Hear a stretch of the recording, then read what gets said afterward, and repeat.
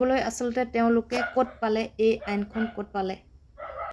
ডাঙৰ ডাঙৰ ক্ৰিমিনেলবোৰ হাৰি যায় আৰু সৰু সৰু যেনেকৈ আমাৰ গাঁৱত কাৰোবাৰ তামোল চুৰ কৰে, কাৰোবাৰ মৰ্টন চুৰ কৰে দোকানত, আৰু কাৰোবাৰ পইচা 200-100 টকা চুৰ কৰে। তেনেকুৱা চুৰবিলাকক পুলিচে ডিঙি মোহাৰি মুচৰি হত্যা কৰে। নমস্কাৰ বন্ধু বান্ধৱীসকল, কি খবৰ আপোনালোকৰ? ভালনে বাৰু? বৰ্তমান মোৰ ভালেই। মই স্ক্ৰীনশ্বট ভিডিঅ'টো আপোনালোকৰ আগত লগাই দিলোঁ, নিশ্চয় আপোনালোকে দেখিলে, আৰু সেই ভিডিঅ'টোৰ ওপৰত আজি দুখামান ক'বৰ বাবে এই ভিডিঅ'টো প্ৰস্তুত কৰিছোঁ। কাৰণ আমাৰ অসমখনত বহুত ডাঙৰ ডাঙৰ ক্ৰিমিনেল আছে, যিবোৰ নেকি আমাৰ আইনখনে ঢুকি নাপায়, আৰু কাক ঢুকি পায় আপোনালোকে নিশ্চয় গম পাইছেই এই ভিডিঅ'টো দেখি। এই ভিডিঅ'টোৰ এই ল'ৰাজন কোনো ধৰ্ষণকাৰী নহয়, কোনো মোৰ সম্ভৱ ডাঙৰ ডকাইত বা ডাঙৰ ক'ৰবাত বেংকত বা কাৰোবাৰ বহুত টকা লুণ্ঠন কৰা নাই বা কাৰোবাক হত্যা কৰা নাই। সেইজন মুঠতে কাৰোবাৰ 2 পইচা চুৰ কৰিছিল বা ক'ৰবাৰ পৰা কিবা এটা লৈ সাধাৰণ বস্তু এটা লৈ চুৰ কৰা মানুহ হয়। তেনেকুৱা মানুহবোৰক এনেকৈ পুলিচে ডিঙি মোহাৰি মুচৰি মাৰি পেলাব পাৰে। কিন্তু আমাৰ অসমখনত ভয়াৱহতকৈও ভয়াৱহৰ কাণ্ড ঘটি আছে, যিবোৰ নেকি ধৰ্ষণ কৰি কিশোৰী হত্যা কৰিছে, দলবদ্ধ ধৰ্ষণ কৰি হত্যা কৰিছে।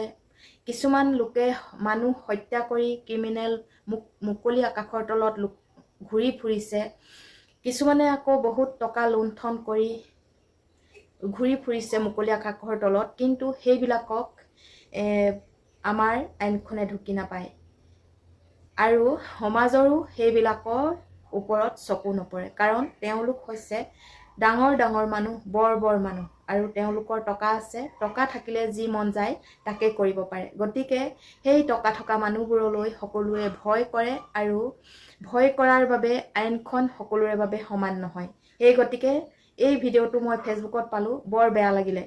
ক'ৰ হয় কি কথা নাজানো, কিন্তু কেনেকৈ পুলিচজনে এই ল'ৰাজনক হেঁচা মাৰি 2জন পুলিচে ধৰি মাৰিছে, কিন্তু তেওঁ জীৱিত অৱস্থাত নাই। যেনেকৈ ডিঙি মোহাৰি হাঁহ মৰা দি মাৰিছে, এই কাণ্ডটো আচলতে জ্ঞানী মানুহৰ লাজ পাব লাগিছিল। কাৰণ ছ'চিয়েল মিডিয়াত ভাইৰেল হৈ পৰিছে। এই পুলিচজনক ইতিমধ্যে গ্ৰেপ্তাৰ কৰিছেনে নাই নাজানো, কি কৰিছে সেইটোও নাজানো, কিন্তু হঠাতেই মই এই ভিডিঅ'টো পাই অবাক হ'লোঁ। আৰু দুখ লাগিলে এটাই কথা, সকলোৰে বাবে আইনখন কিয় সমান নহয়? এনেকৈ মোহাৰি মাৰিবলৈ তেওঁলোকে ক'ত অধিকাৰ পালে? তেওঁলোকে যদি অপৰাধী পাইছে, ধৰি লৈ ক'ত কি কৰিব লাগে সেইখিনিতো জ্ঞান কাণ্ড হ'ব লাগে।